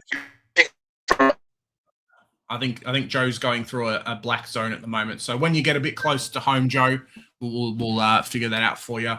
Let's go through some questions, everybody. We've done this one already. Boost gets Fonty, McInerney, and M. Reid. Get down. There you go. It is Jack Buckley and not Dylan Buckley, because Dylan Buckley is the one that loves the podcasts. There you go. If I go Roberts to Murdoch, leaves me with 638K to smash. Well, there you go, Michael. Check your song. I love the song. Boys, do we think Blackiston and Sarong? Oh, we got double Joe. I assume that's the real Joe, but we'll see. Yeah. Sorry, I was driving through a dead spot, and you're coming out as if you were an infected robot. I couldn't understand anything you were talking about, and then I just dropped out. That was the same. That was the same for you. Boys, we think Blackiston, Sarong. Blackiston and Young to Sarong and Cook. I don't mind it, but I wouldn't grab Cook this week. If you can grab Murdoch instead, who looks to be, let me quickly check. Where is he named? Tyler Young. Maybe he's named. Now Kama's now Kama is messaging me. Yeah. Why is everything happening now while I'm driving? I would grab Murdoch if you don't have him. Cook will be okay. I don't think he's named on the bench. Let's quickly check the Adelaide team sheet. 1 second. We at least know he's playing, which is what we want. Adelaide, where are you? Where's Adelaide? Oh, there's Adelaide. Braden Cook named on the wing. So there you go. Mendeus Philippou named. There you go, Mick. Going Goulden, Walsh, and Philippou out in Bont, Cook, and El Akar. Yeah, I wouldn't grab El Akar, Mark. There's better players, but if you want to play him, if you want to pick him, okay. That's kind of my opinion. Yeah, it's not great. Maltesing with the super sticker. There you go. Haha. Would you take Windsor and Witt this week? And just trade one next week. Look, the thing with Whitfield, so like Windsor, I'm okay with trading, right? If the pick doesn't do well, okay. But the thing with Whitfield is that you know he's going to be a top 6 defender. They're just kind of fleshing stuff out. So if you're really scared on dropping price and getting him back in, fantastic. Do it. Like, just straight up if that's what you want to do. But for me personally, and similar to a Jordan Clark and a couple of other players, if you know that they're going to be top of the line, just ride the wave a little bit now. If he drops 50K, okay. If that 50K allows you to grab Bontempelli or someone crazy or do something, fantastic. If you think he's going to drop and be 400K and you can use that money and put it somewhere else, fantastic. But don't get rid of him if you're just thinking in 3 or 4 weeks you're going to get him back. It's a little bit of a waste, and yeah, it's just a bit rough. I'm okay with getting rid of Windsor now if you want to, but he's not even on the bubble. So you could just then use the catch next week for 3 trades, get Sarong, Bont using Windsor Goulden. Well, you wouldn't get Bont next week because he's on the bubble. So he's on the bye. So yeah, hopefully that helps a little bit, Ben. Which option would be better, Goulden and Blackiston, Bont and Murdoch, or Goulden to Sarong? I like Bont. Bont's still incredibly low owned. If we check out Mr. Bont and Smelly, where are you? I don't actually know if it allowed me to see it through here, but I think he's still incredibly low owned. Does it show me team ownership? Yeah, so he's still 23% owned, Bontempelli. So it was good watching coaches panel video today, basically showing the fact that, hey, 1 in every 4 teams is going to have Bontempelli. So he's still an incredibly high differential player for you. And if you can get him now, even if he goes to 30 or 40%, potentially you're getting so much more out of the pick than what you're going to get from him right now. So I would 100% be looking at him and saying, okay, Dyson Sharp. When do you guys play, Joe? You guys playing Sunday? Oh, yeah, Sunday. Cool. Yeah, so I would go for Bont if you can. Rank 90, so 95K round 1. Cool. The Bombers, that's all right. Vicentini, experiment over. Him, Zach Johnson, Archie Roberts, Gonski, cool. Grill, Max Hall, and Luke Jackson. Yeah, there you go. So this is a chance, and this is a reason why I would do the boost, because we know Zach Johnson's not going to be there. Archie Roberts is there as well. Vicentini's gone. Like, you just say, okay, I've made a mistake. I spend a boost. I correct the trades that I've done. And similar to how Squadfather's doing it, I'm pretty sure that's what his kind of logic is as well. He's missed out on a lot of rookies. So when you see him doing a boost round 1, you know that's going to be the same situation. He's just missed out on a lot of rookies. He needs to be doing a lot, like, to fix a few things. Otherwise, he'll fall behind and have dead players on field. So, yeah, very, very good there. The Bombers. Grab a couple of players that you need. Max Hall is definitely a pod difference. Scored 144 last week and could do the same this week. So we'll see. Yeah, Hawks by 17. There we go. How do you get managed in the second game of the year? Well, you get injured and you haven't played before in the AFL. So there you go. KB, how you going, Kai? Reckon Marriott gets dropped, potentially. Say Dogs win because of English. No Roby, Joe. Roby's still out. Yeah, of course. He's not going to be rushed straight back into the side. The guy finally played his first VFL game on the weekend on managed minutes, and he'll be better for the run. He'll be very exciting for us when he does come in. But hey, we don't want all the rookies to play first. We do want some downgrade targets, and I do have some breaking news from the press from Kama. He says both Carroll and Pooh will be playing. So yeah, well, no late changes. Yeah, the team sheets have come out now. So yeah, and but he's saying in terms of late outs. In terms of late outs, he's not. He reckons they're not going to be late outs. They'll both be fine to play. So I need to decide if I want Philippou making me like 50K. Oh, sorry, making me 15K with a 36, or if I want to grab Sarong. Great, thanks, Kama. Saints going to go 03 and then 04 next week. Money well spent. There you go. Is it crazy to go Goulden, Blackiston, and Walsh to Bont, Sarong, and Murdoch? It's not crazy. Do what you like to be happy. If you want to see Bontempelli running around in your team, scoring 100 plus numbers every week, do it. That's all I'm going to say. Do it. You're swapping a player who is on the bye, so now you grab Sarong. Blackiston maybe gets outscored by Murdoch. Bontempelli is obviously going to outscore Goulden, at least for right now, because he's injured, and it doesn't affect your buys. So in that respect, yes, go and do it. The only thing that it's going to hurt you is just the fact you're spending a boost.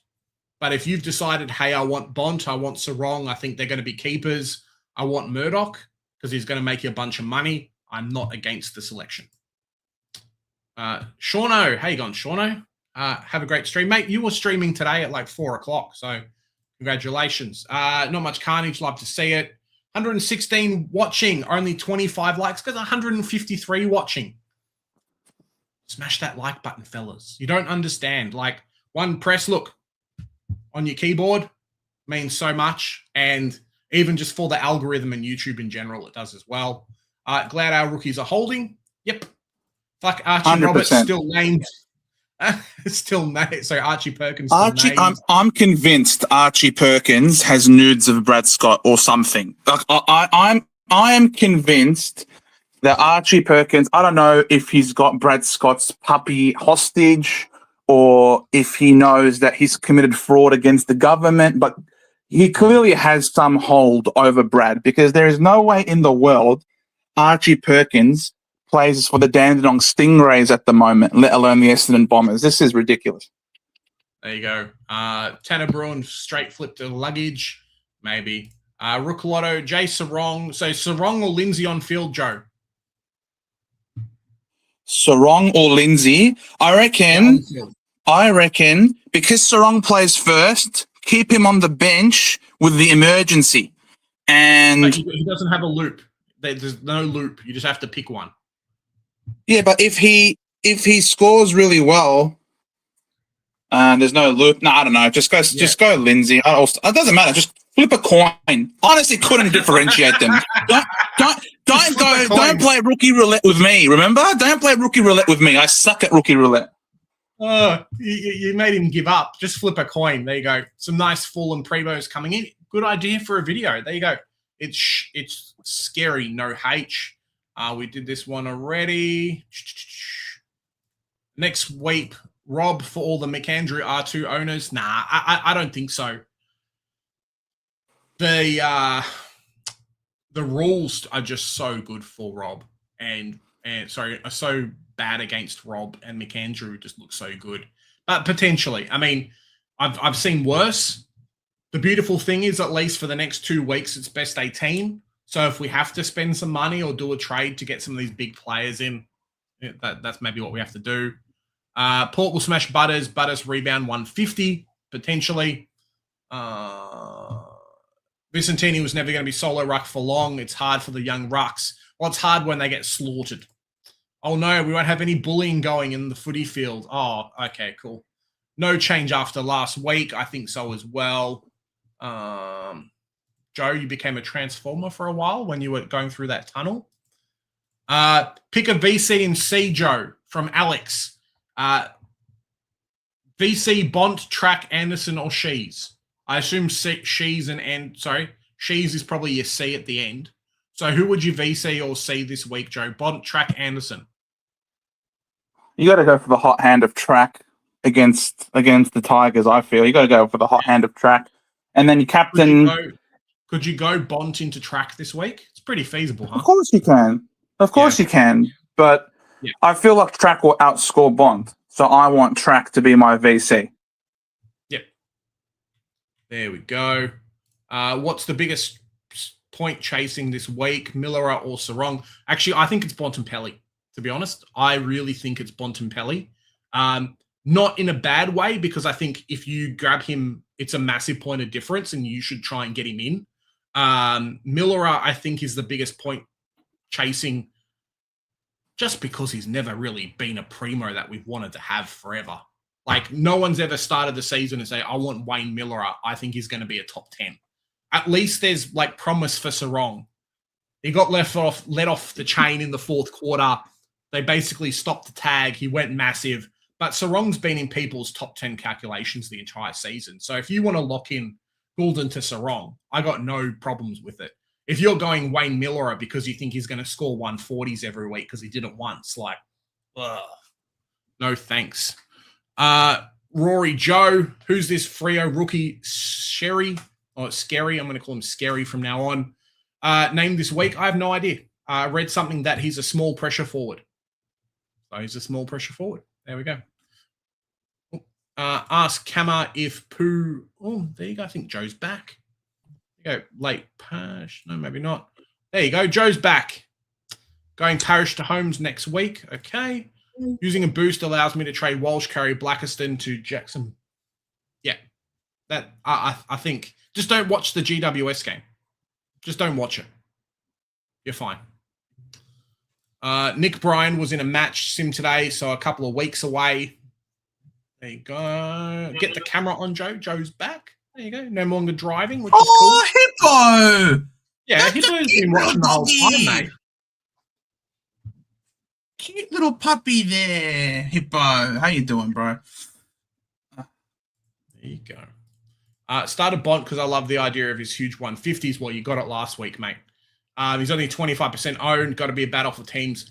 And that's why I'm considering putting him into my team. As much as I hate it, that's why I'm considering it. I just need to facilitate some money if I can. The Bombers' Godfather just copies me on forums. Joe's head is currently stuck. Going ex-Lindsay to Carroll. Cool. Okay. I'd go Murdoch if you don't have Murdoch. Carroll's going to be okay, but I don't know. Do you think Dyson Sharp could be a trade out? No, I think he'll play. He's one of their better players on the team, and he's a young kid, so he's one of the few. If you look at the where is it? Round 1. Bombers didn't have that many goal scorers. No. Yeah, Xavier Dersner scored 2, Durham scored 2, and then Sharp scored 2.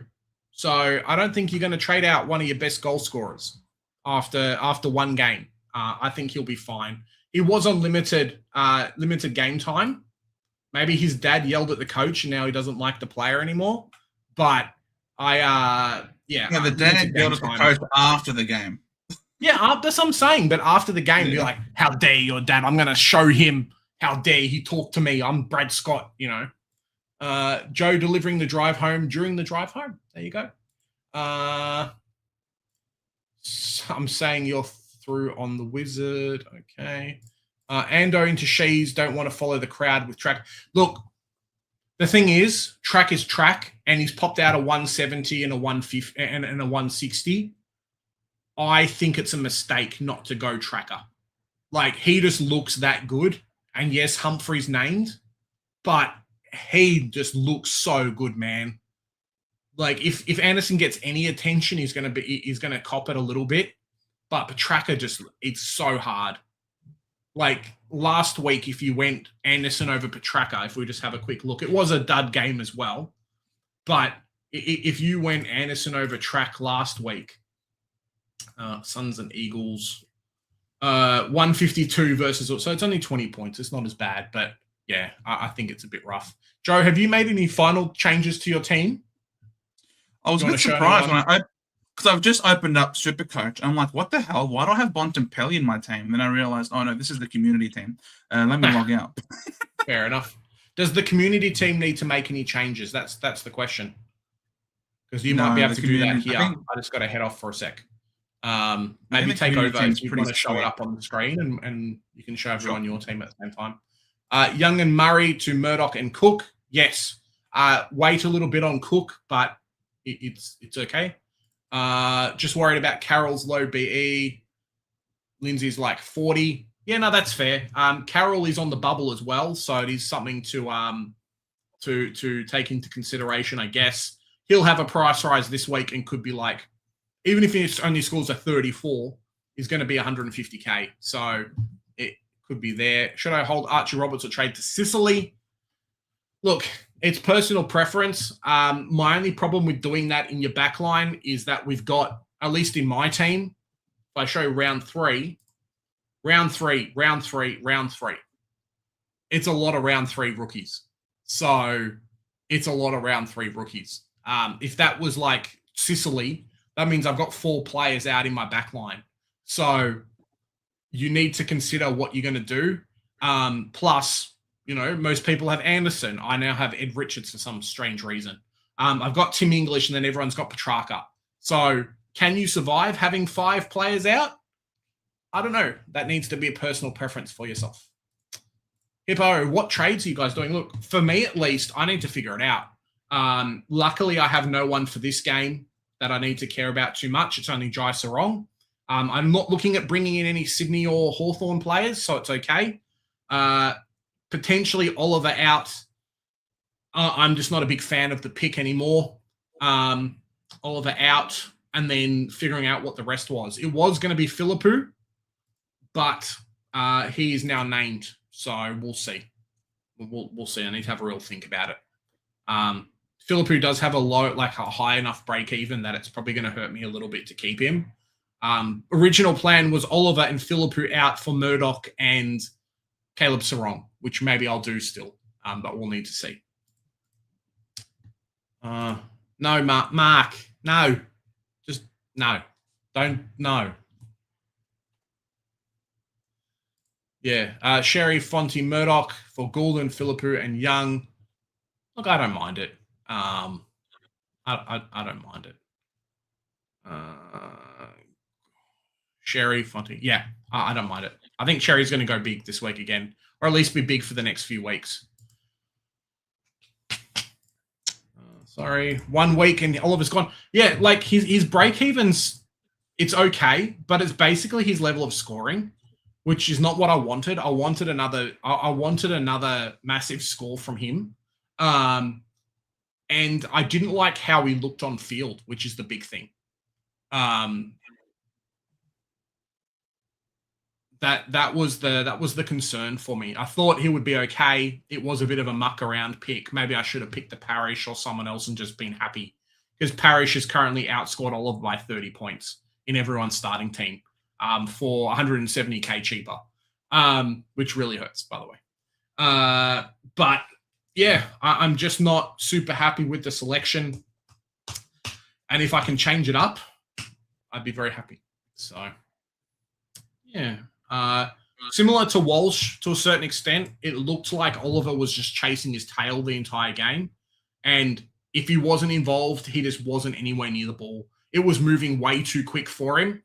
Like in a congestion, okay. But there really were periods of time where Oliver got 10 points and then he gave away a free kick and then his whole 10 points disappeared. And I just sat him like, mate, I brought in this guy and like he almost was my not. If Philippou scored properly, Oliver was close to not being in my best 22. Like, that's how bad it is. Yeah. If he bounces back, fantastic. He's playing at home. Maybe it's a smaller ground, blah, blah, blah. But right now, I want someone who, if I can lock in the position, fantastic. If he's going to be a top keeper in the position, fantastic. So, you know what? It's probably going to happen. You know, it's to spite me. 100%. Spite me. And that's where I need to be really careful about what I do with the trade. Like, if I get a cash gen, if I get someone like a Sarong, fantastic. But it could really come in and spite me if I make the wrong one. Is it a rage trade if it's a correction trade? I don't know. I'm raging that he's in my team. Would you back in Pooh or Cook on field? Ugh. Well, where's Philippou named? Joey, how's your team looking? Yeah, it's going all right. I'm just doing. I think I'm just going to do a couple of downgrades this week. All right. Do you want to get ready to show it up? Philippou is named on the bench. Cook is named on field. Do we trust that Mateus Philippou is going to be fit? That's the real question, I think. I think. Imagine he kicks a goal from the boundary and looks down the camera and says that, mate, I would love that. I would clip the shit out of that. I don't care if all of our videos become not monetized after that happened. I would clip the shit out of that. I would. That would be fantastic. I would laugh. Yeah, Sarong versus former team over Lindsay. Don't have a loop for either. I think I'm going to pick Sarong just because he's mature age. That's kind of my thinking, and maybe he has a monster game against this former side. Lindsay should be okay though. North tend to kick a lot of behinds, but maybe with like Baker in the team, he doesn't get as many kickouts as before. So we'll see. You guys, boys, see a big gap between Miller and Worrell. Look, I think Miller is just going to be like, I wouldn't be surprised if he drops a 60 this week, to be honest.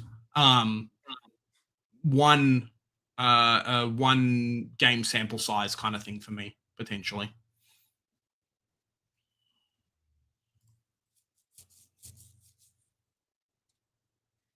Yeah, I don't mind it. Do it. You just got to be coverage for round 3. That's all it is. So if you've got like 8 primos out round 3, yeah, that's my only consideration. But otherwise, you're doing okay. All right, Joe, chuck up your team. I got to jump for a sec. Miller is too injury prone. Agree. Fonty fever. Look, he's going to make money. That's the problem. At the moment, I don't think I've got too much that I have to fix. Is sort of where I'm at. Like the team was I've only done one trade, and that trade was just Young to Carroll. Because I think Young's cooked. So, and it's going to be more than 1 week. So I think Young has to go. Carroll's on the bubble. He's kept his spot in the team. Stock has come back in. So I think that means that this guy is going to hold his spot. So I just want as much cash gen as possible. I think it's really important that I do that. I've still got Blackest in here. I've still got Lindsay, but I've obviously released a lot of money. I've got a lot of cash in the bank. Sort of gives me a bit of flexibility as to what I can do next week. Potentially, it could be if Lindsay doesn't score well, or it could very well just be Blackest in Houston next week. I could go early on Cook, but I don't need to. And I don't think I'm missing any other rookies. I've got Grill, I've got Jacques, I've got Lindsay Sarong, so I've got Sharp, Smith, now Carroll, Murdoch, Blamiers, Zane, Philippou, Robertson, Marshall, Lombard. I think I've got just about every single rookie under the sun. It's really just a question of Cook, whether or not Cook continues to cook next week, or should I say this week, to then demand a trade in. And that's something that can very easily happen if Buderick continues to score pretty low. He'll have his buy. I can then get Cook before he goes up in price. Again, release a little bit of funds and start to become a bit more guns and rookies. I don't think this is a week that's going to necessitate me doing a lot of moves. But at the same time, it might be worthwhile going early on a Cook this week, because there are a few people that are pretty interesting. Obviously, Dan Houston is going to be a big one for a lot of people. I think someone like a Worrell could also be really big. Miller could be big, who's now just playing this really loose accumulation and lots of kick-ins. So there's a few players that could be available for me to get. It's a little bit weird at this point. I could also, what I could do is I could just use, because Blackiston's going to get double rucked again. He's going to have a lot of difficulties, and his matchups to come suck. Like I never would have thought everyone's going to start double rucking. Like that probably is a little bit ridiculous to be getting double rucks every week, but they're just exploiting the matchups. However, what I could do is I do have enough money to get Team English. Now, I'm not overly, and then I just send McAndrew into the flex. But this is not a bad, because I think English has a ridiculous soft run as well as Sherry. Yes, he's got the bye to come, but I'm not overly invested in round 3. It's just Anderson and Petrarca. Adding English would just be a third primo. So, and you're not really going to, and I don't exactly know how I'm going to facilitate getting English in after his bye. Anyway. So it could very well be that I have a set and forget line finished, ready to go. I've gotten some more cash gen. I've dropped the failed mid-pricer, and I could have the top 2 rucks for the year in English and Sherry, for all we know. So this could very well be what I do. Obviously, I don't have to lock anything in tonight, considering that none of my players are playing in this game. But if I do it, I think it does look pretty good. Just having both Sherry and English, if they're both going to be going 120s. Pretty comfortable with both Grill and Jacques on the field for the coming weeks. When Jacques has his bye, Lindsay can cover for him, so it's not end of the world. The midfield's a little bit scuffed, but Lindsay and Bruin in a few weeks could very well become Hugh McCluggage when he drops in price a little bit. Then Walsh comes on the field, Bruin, Blamires. So it's not end of the world. I think Lindsay does have a half-back role looking at his heat map, but just didn't accumulate due to the way that they were playing. So we'll see whether or not that continues to be the case. I think the forward line's quite safe as well. If we do get Cook next week, could be for a Buderick type, or it could be for a Lindsay. Whoever's the most expendable, I suppose, or isn't. We're going to be super picky. We're going to pick the best of the best to keep in our team. And I think this is, I think the team's in an interesting spot. Nothing really urgent. I'm not going to go early on Cook because he could cook up some shit. So ultimately, I think what I've done, I still think these are acceptable trades because I've swapped out 2 mid prices for an Uber premium and a rookie making money. So I think ultimately it's still a success because Young has to be traded out, and I think Blackiston is a failed pick. That I put my hand up there and wear the egg on my face. It didn't work, so be it. It takes not right all the time. The role was clearly there. And I've added, and by adding a guy who could very well be R1 or R2 for the year. At 600K, I think that presents value. At 600 to have a guy who's capable of going 120 every week, then that's pretty good. Like you'd pick any midfielder at 600K if they're going to be averaging 120. So that applies, I think, to the ruck line as well. For 600, if he goes 120, then you're laughing. So I think this is I think it's a sensible use of the cash. I don't think it's a sexy use, but it doesn't need to be sexy. Sometimes you pick something efficient, and I don't want to I don't want to use a boost now. So you try and get the. Hey, you see a flash. I don't want to use it. I don't want to use a boost to try and get to the bonds. I want to save my boosts. I'm only going to use them when I really want to, really upgrade the team. And I might end up using one next week.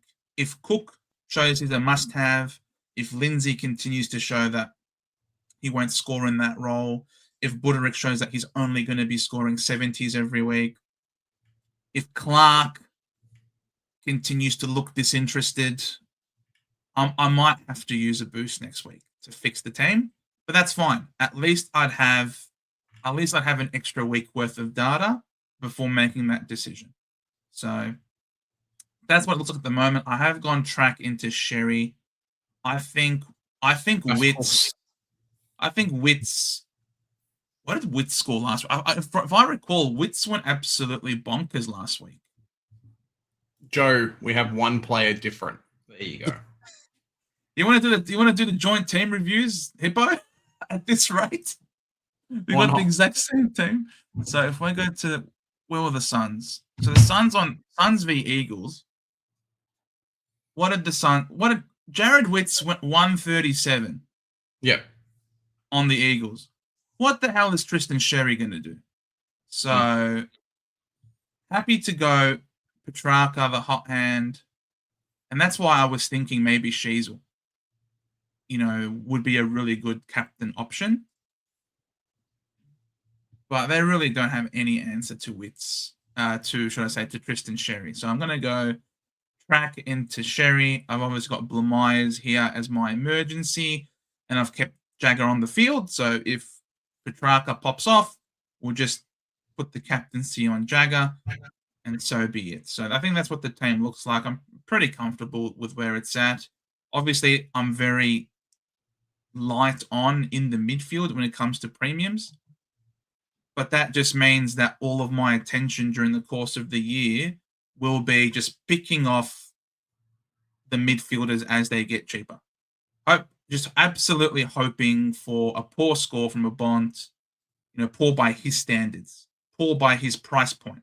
Because the Bond right now has a price, his break even is 127, right? The Bond. So there you go. So his break even's 127. So I just need one down game where he's had the flu or he's been under the weather or he's had diarrhea. Who knows? I just need one poor game to have him drop in price. I've got Parrish, I've got Lindsay, we've got Bruin. Just praying he has the shits or something. So there we go. Yeah, just praying he has the shits. Exactly right. So yeah.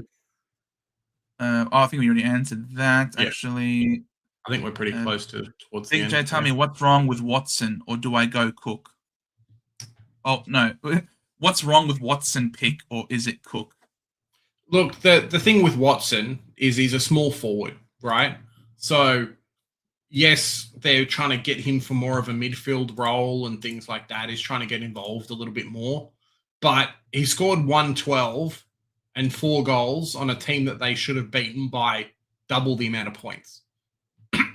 Like, it's not going to happen every week, and I think he's somewhat expensive.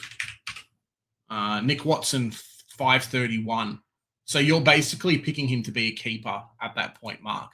Like, he might make you a little bit of money, okay. What's his break even? Let me see. His break even's 10. So, cool. If he ends up scoring 80, maybe he's going to go up 30K, 30 or 40K. If he does it again and again and again, okay. But, yeah, it just very rarely do these picks work, and you're hoping to spend your money and grab someone that you don't need to take out of your team for the rest of the season. And I don't think that's going to be Nick Watson. He doesn't play the Bombers every week, bro. Yeah. He doesn't play a bunch of red and black witches hats every week.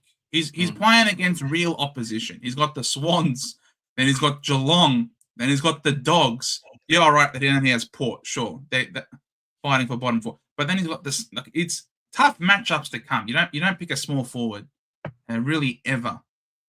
Mark, we don't want forwards in our forward line. We want non-forwards. Look at our teams. It's a mid. He's a midfielder. He's a half-back. He's an intercept defender. He's a mid. Yes, Lombard's probably the only one who's a bit of a half-forward, but you saw what happened when we put him on field last week. He freaking duped us. So we want non-forward forwards in our forward line. That's what we want, right? We say that all the time. Any chance you get to get a player in the forward line who isn't playing forward, you love that. Absolutely amazing. So that's the reason why you don't pick it, and you don't need to go early on a guy like Cook because he's a winger first and foremost, and secondly, he's not on the bubble. Yeah,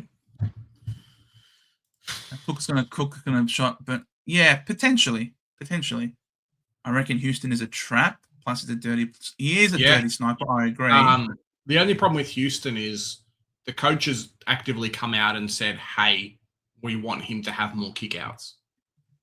So that's my only issue, because him taking more kickouts and having that kind of role frees up Josh Dacos to be a bit more of a halfback flanker, slash midfielder slash kind of getting the ball from the kickouts type player instead of taking the kickouts.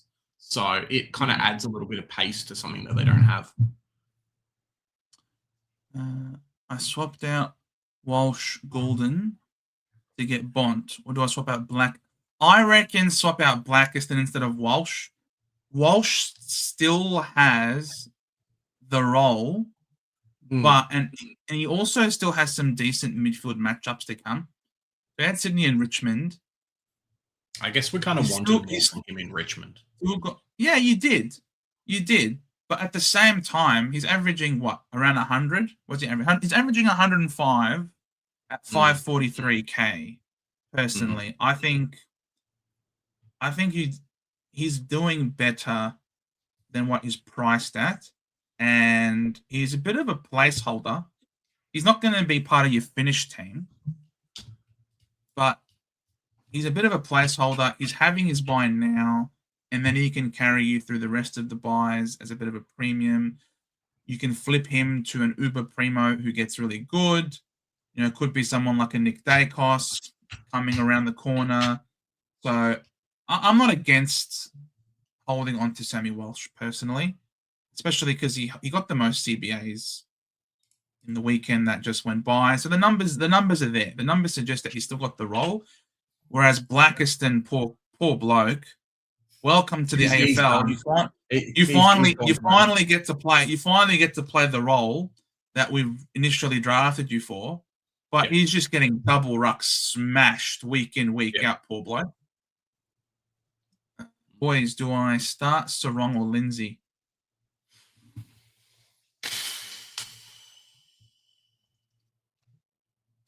So, take your pick. Jez, Sarong is heads or Lindsay heads? What do you want? Well, I think Lindsay should be tails because he's always at the bum and West Coast of shit, so he should be tails.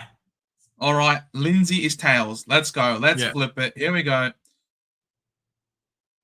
All right. Heads. So Sarong. Sarong on field. Sarong, boys. Lock it in.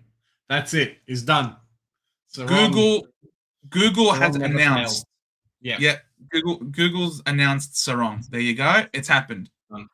Lock it in. Can't imagine.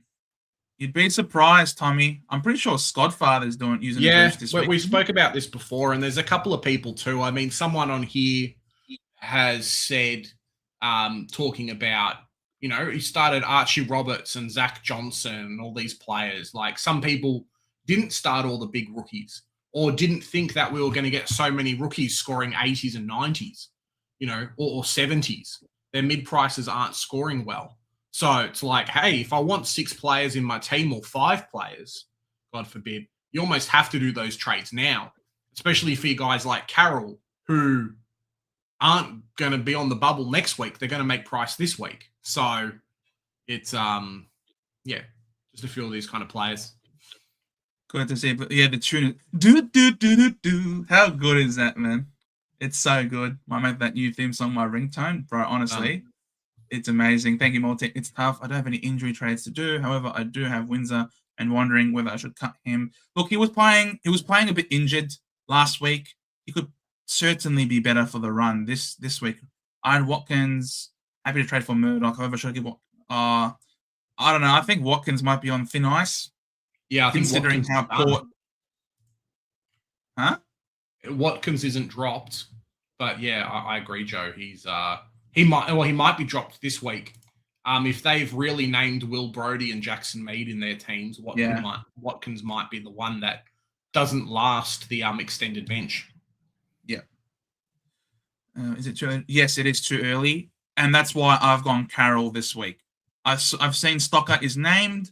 I've seen that they've brought in extra players, but Carroll holds his spot. For me, I'm satisfied to therefore bring him in. On field. He's named even on field, so there's no chance this guy's a laid out. So happy to go Carroll this week on the bubble, and I'll let Cook for another week, and we get him in next week when he's on the bubble. Moore and Howe have different roles. Also, Moore and Howe will need weeks to get into match practice, and by then Howe will have done his calf again, possibly. Is Luke Parker a good replacement for Errol? I'm certainly having a look at that. I'm personally having a look at that. I think if he's maintaining that role, and he looked bloody good in that role. You can say that, but I loved Parker off halfback because the guy I think he's great. He jumped. He was taking intercepts. He provides so much more than Caleb Helmet Daniel. He's a much better fit in that role than Caleb Daniel. And if he maintains that role of halfback, the only thing is your midfield spots are pretty valuable. But if a Lindsay is not cutting the mustard for me, then he could very well become Luke Parker for me. And the guy's going to get DPP, which is certainly very helpful. Yeah, true. Could do that. But, I mean, what's the point? No need for that. For some reason, I have Cogs. We told you not to pick him, Maltesing.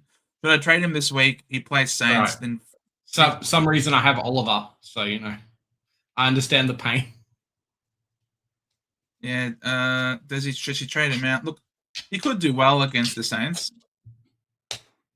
What's his break even? I think it's fairly high. The guy only scored like a 60. It's 0. Yeah. So it's at least it's better than Oliver's because Oliver's break even is not great. Yeah.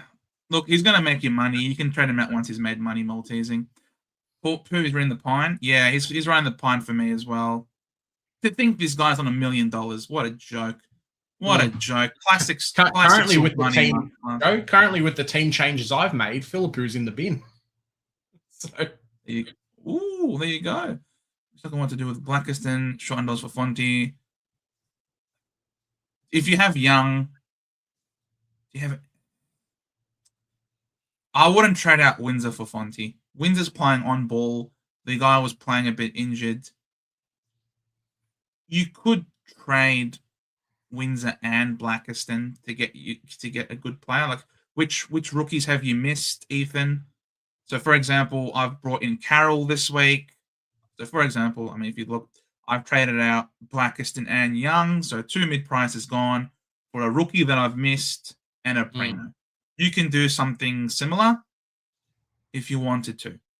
I think at the moment, there aren't any mid-prices, any barring a Parish type, but there aren't, and a Bruin, but Bruin's on the buy, so you're not trading him. So I don't really think there are any mid-prices out there at the moment that have put their hand up screaming, pick me. So there's a reason why Guns and Rookies is tried and true, right?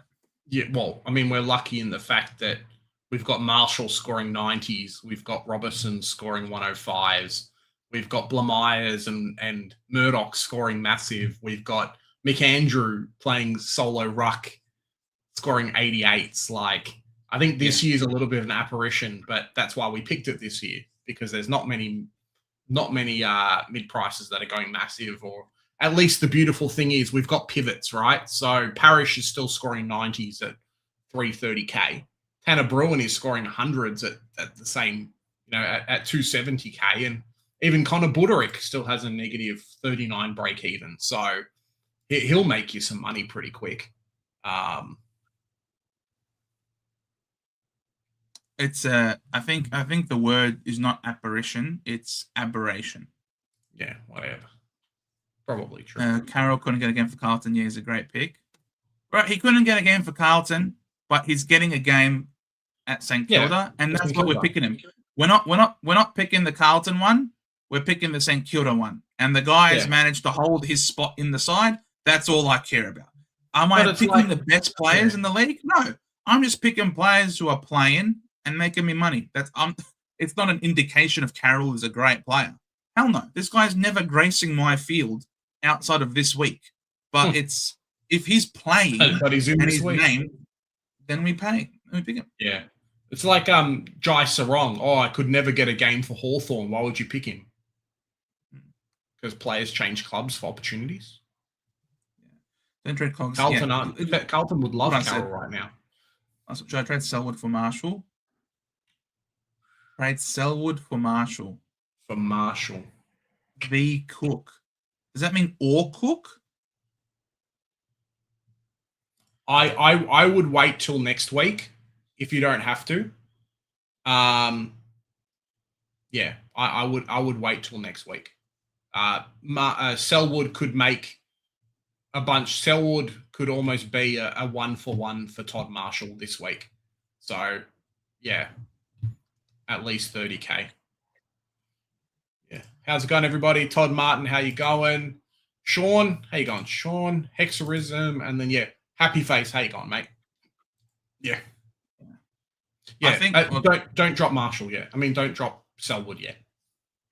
We'll make you money this week, and Marshall and Cook, neither of them are on the bye.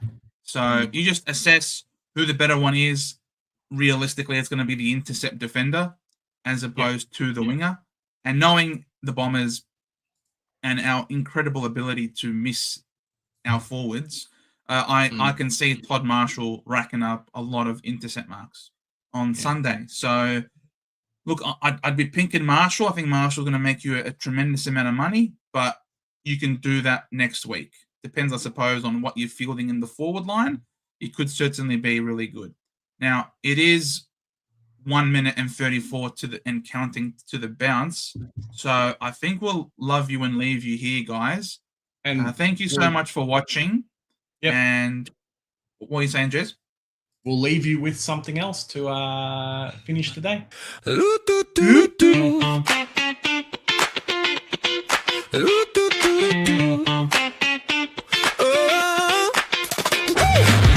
Coach tabs on my phone at dawn, scrolling through the carnage, what went wrong? Grammar soul is steady, rookies on the rise, mid-prices tempting me, danger in disguise. Big J calling from the couch, mate, check your side. Joe bragging about a loophole, riding that tide, we're trading in our hopes like stocks on a screen, chasing that price rise, living the dream. Woo!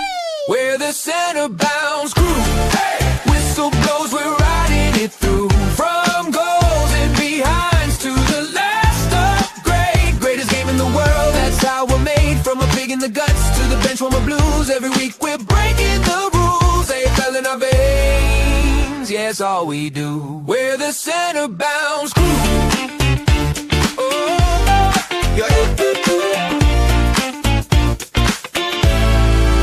Got duds on the park, can't win a hard ball. Need a downgrade target, answer that call. Possessions piling up, my captain's on fire. Vice loop lightning, sparks through the wire.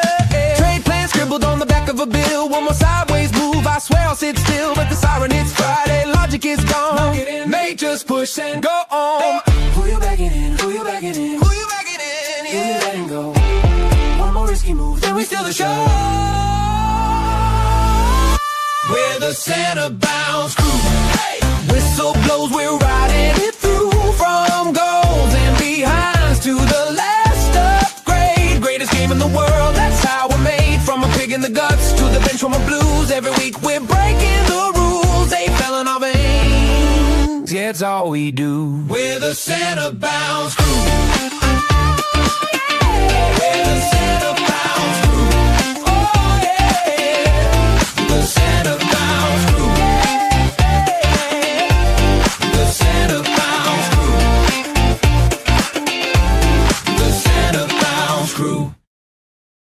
Guys, keep an eye out for announcement for Friday team sheets. I'm hoping that I'll be able to put it out. It just depends on how busy I am. So you'll probably see me at 5:30 tomorrow. Stay tuned, mate. It's going to be a lot of fun. The game has just started. Have a great day, everyone. Be safe. We'll catch you in the next one.